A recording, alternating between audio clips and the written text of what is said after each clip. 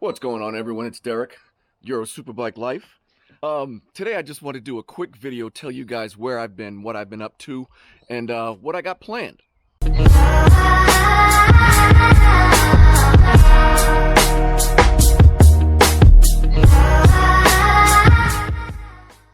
Welcome back, guys. So where have I been? What have I been doing?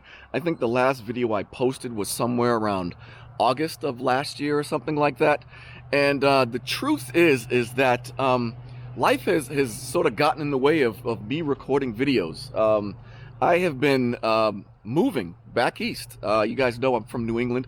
So my wife and I sold our house in Arizona, bought a house in New England, and moved us and all of our stuff 3,000 miles back home during the winter. Not an easy task, not the best time to do that. The good news is that we got it done primarily before the entire COVID outbreak. But yeah, it's no fun moving in January. Not a big deal for Arizona, but a very big deal for New England, as there was snow and it was cold when we got here, and you know, our stuff showed up late, and it was just a nightmare. And I don't know if you guys have ever had the pleasure of moving your stuff and yourselves 3,000 miles, but it's not fun, it's not easy, it's not inexpensive either. But we got it done, and I'm here in the new place, and I told my wife one of the requirements that I needed to move back here was I needed a larger garage. As you guys know, I had a 3-car garage, which I really thought was a glorified 2-car garage in Arizona. So I really wanted a bigger garage, truly a 3-car garage, or a 4-car, or maybe like a 3-car with a separate barn or something like that I could use just for bikes. And somehow I ended up with a 2-car garage. And there's a reason for that. The first reason we bought this house was because of this spectacular view. That is the primary reason we bought this house. The second reason we bought this house is that phenomenal deck up there. You can't really see it because we're down here, but it's pretty goddamn big. And it has awesome views of the lake across there. So that's really why we bought this house.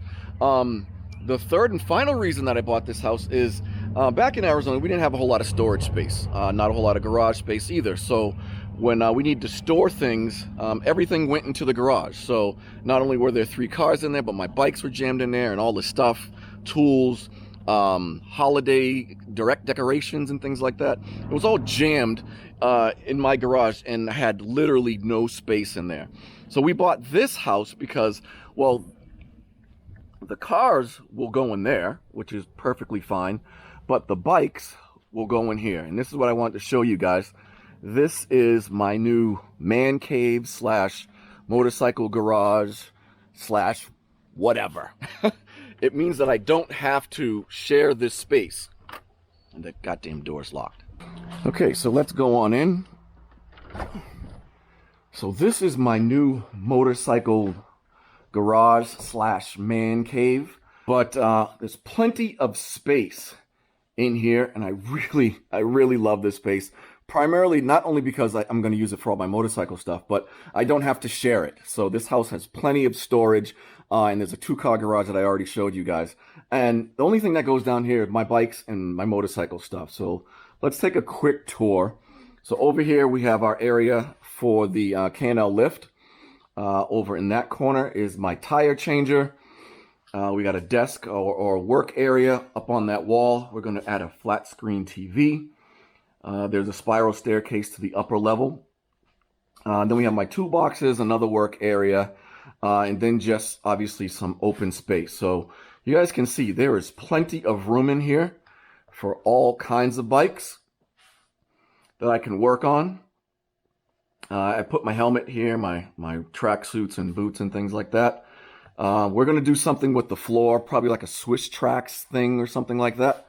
I'm not really sure, but plenty of space in here. And because the back half of the house is below ground, this is technically the basement. Because the back half of the house is below ground, it stays really cool in here during the summer. So I don't have to worry about sweating my behind off or getting an AC. And during the winter, this area has a radiant floor heating system. So over the winter, I kept this area about 63 degrees until I knew that I was going to come in here and do some work. And then I cranked it up and I kept it about 70 degrees. So it works really, really, really well. Beyond this door over here is my office, because I'm fortunate enough to still be working during the COVID pandemic, and I can work from home. That's primarily what I've been doing, getting in the house, getting situated, and getting everything set up. The other reason I really didn't post or haven't been posting is I sort of got burned out, to be perfectly honest with you. Recording videos and posting them on YouTube is a very, very time-consuming task. Everything takes 2 to 3 times longer to accomplish, and then you got to edit the videos and you got to post the videos, and it just makes everything take 9,000 times longer than it should. And it just wasn't fun for me anymore. I was getting burned out, and I was doing this on my dime, so money ran out as well as I was moving and stuff. So I'm not sure if I'm going to continue posting a lot, I guess. I don't know. I think I'll still do some things, but that's what I've been doing. That's why I haven't posted anything lately. But thanks for all you guys that reach out, checking in on me, asking me what's going on, where I've been, and so forth, and have been rocking with me since day one. Much, much, much appreciated. Much love. So I have been doing a few things on the bikes, so let me take you around with them. So let's start with my 2010 MV F4 track bike. So the last time we saw this bike was last summer. It was in pieces. It was primarily being used as a parts bike for our Wreck Bike Rebuild Street MV over there. But I haven't really done anything to this bike other than put it back together. I did change the upper fairing stay.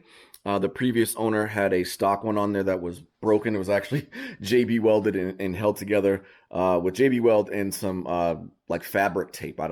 I have no idea what the hell he was thinking, but that's the only thing I've done to this bike other than put it back together. I took it for a ride a couple of weeks ago when we had a nice day. Just a quick blast up the street and back because it's not street legal, but this bike is fast as you know what. Lot of fun on this bike. Can't wait to get it back on the track. That brings us to the Aprilia RSV4 factory. This bike needs absolutely nothing. Maybe a week ago or so, my brother and I went out for a ride along with our buddy Paul, and we took a ride up around a couple of lakes. This bike is freaking awesome. It needs nothing. It sounds phenomenal. It needs absolutely nothing. I just need to ride it more. That brings us to the 2011 BMW S1000RR. Of all my bikes, it's probably had the most work since my last video, and I still haven't done a whole lot on it. The first thing I did on it is I replaced the radiator cap with an EDR 30 PSI cap. That just raises the boiling point, so your bike is less likely to boil over. Didn't really need it because the bike typically doesn't run hot, but I decided to replace it anyway. Oh, almost forgot. Over here as well, I replaced the clutch pack, not because it was failing or anything like that, but this bike does have nearly 24,000 miles on it, and I just felt it was time. I didn't put all 24,000 miles on that bike. I think I bought it with like 18 or 19 or something like that. But the subsequent miles have all been track miles, and I don't know when the last time the clutch was replaced, so I just felt it was time. Seeing it was winter, it just seemed like the appropriate time to do it. The most significant change that I have made to the bike since last summer was I installed this ProShift auto blipper. So that means now this bike has clutchless upshifts and downshifts. So I haven't had it out on the road yet to test it out. I just tested the quick shifter on the stands, and it seems to work fine on the stand. Anything else to it? Now the body is all off of it, and the body is over here in the corner.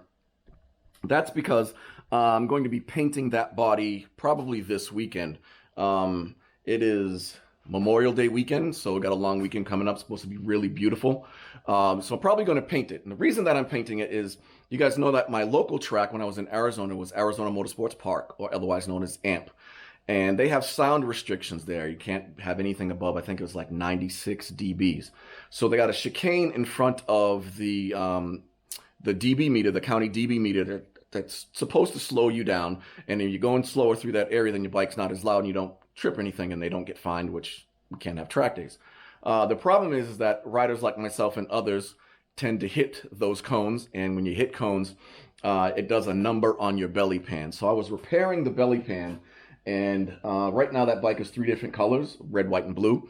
And I didn't feel like trying to paint it all the same after the repair. So I just said, what the hell? I'm gonna sand it all down and I'm just gonna paint it one solid color, and it'll probably be black. That brings us to the Wreck Bike Rebuild Street MV. And you notice it's on the table lift, but I got a strap down here. I got a strap down here going through the single-sided swing arm, holding it back. So this is the pivot point, and this is just keeping it, you know, level, basically, because the bike is front heavy, and if I wasn't strapped in back, then the front end would just fall. Ideally, what K&L wants you to do is it wants you to use this mini lift right under the headers.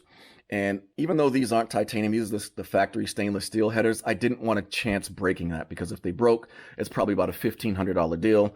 And regardless, I probably would have went with the titanium headers to go with the Botus exhaust, and that's like a $1,700 deal. And I just didn't want to do that right now, so I'm not taking the chance. But what I'm doing over here is another fork seal job. I don't know what it is about me and fork seals. You would think that I spend all my day doing wheelies and stoppies and whatnot, but I will have, once the Öhlins is done, I will have replaced fork seals on 3 of my 4 bikes. The only bike that I haven't replaced fork seals on right now is the Aprilia RSV4 Factory. And let me knock on some wood right now. But I don't know what it is. In the MV's defense, when we picked up that bike, when I purchased that bike, the fork seals were leaking then because it was a wrecked bike, obviously. So I knew they needed to be done. But all of the other bikes, the fork seals on this track MV, they have Marzaki's. We replaced the fork seals on those. Replaced the fork seals on the track BMW twice now. The second time I didn't do them. The second time my shop did them when we installed the GP cartridges. But this bike is the only one that does not, I have not replaced fork seals on so far. Before I started doing YouTube videos, I had a Ducati 1199 Panigale. I replaced the fork seals on those as well. But here you can see I got the Öhlins forks, just about ready to go back together. I was waiting on my special Öhlins fork oil. This is a $45 quart of oil. Yes, $45 US for this Öhlins oil. All right, so I'm going to go on a bit of a rant here about Öhlins fork oil.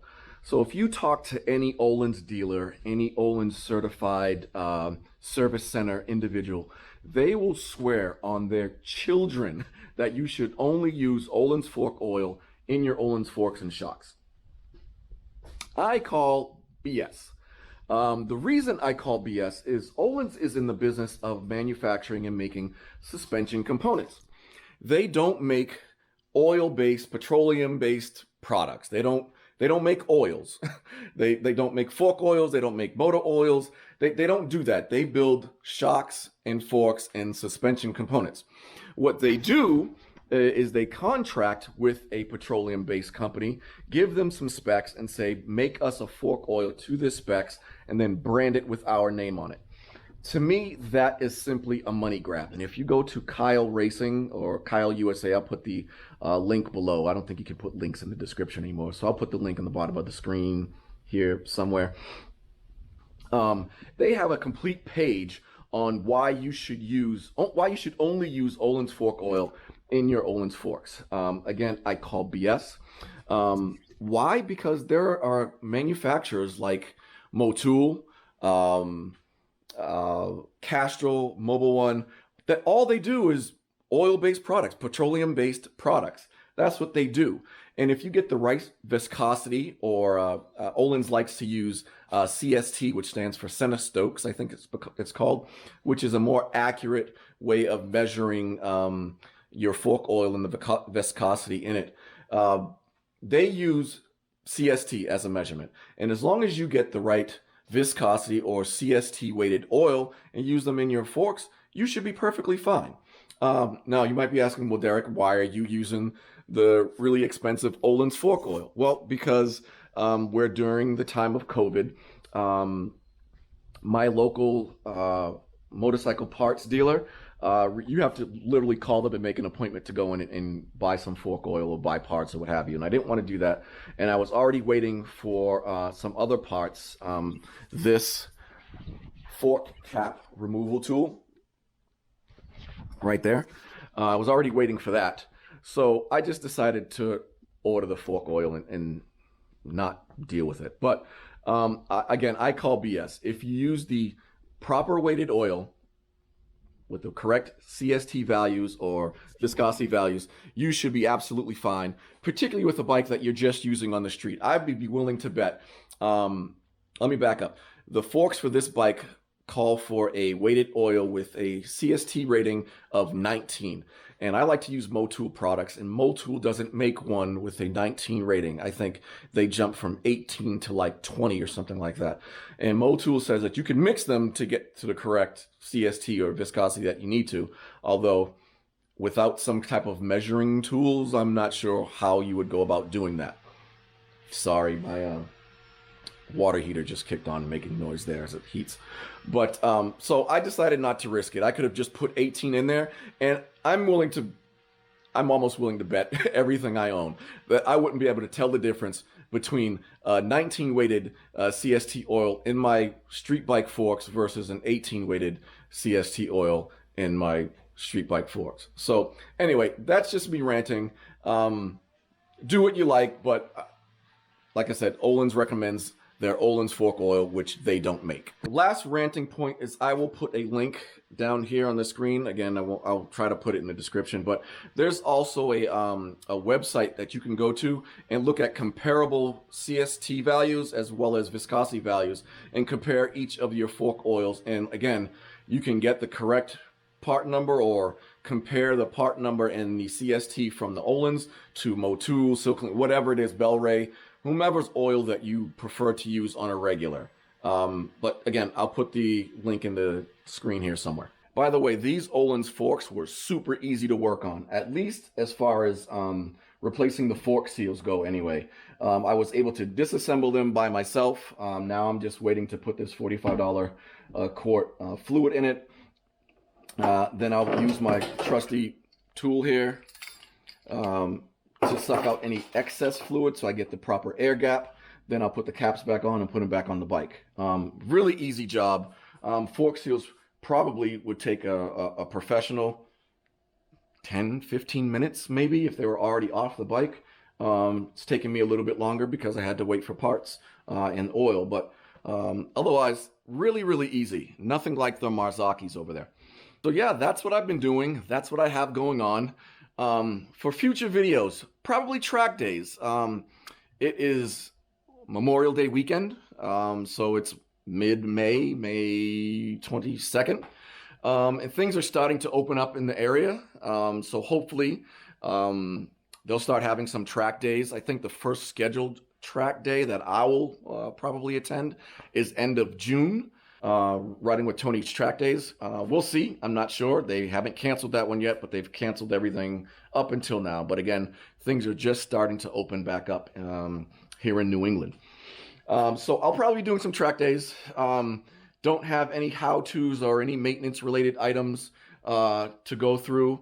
I'll probably do a couple of riding videos because there are some awesome lakes and roads to ride here in New England, which, by the way, a lot of people ask me why I moved back. Primarily, I moved back here because of friends and family. But in moving back here, obviously the riding season is less because we get 4 seasons. We actually get snow and cold and can't ride motorcycles when there's snow and ice on the ground. So the riding season is probably from about May to October, and then that's pretty much it. And that includes rainy days as well because we get a lot of rain here as opposed to Arizona where you get a handful.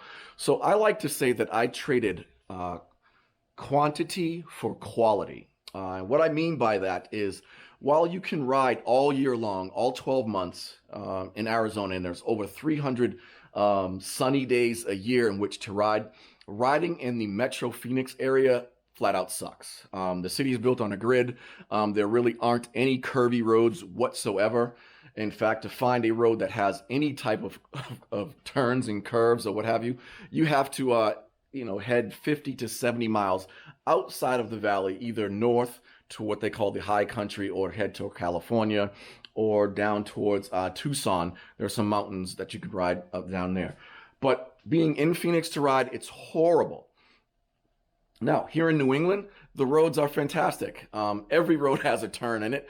There are curvy roads all over the place. Unfortunately, I only have from May until about October to ride them, and that includes rainy days, and we get a lot of rain here. So, but the quality of riding is so much better.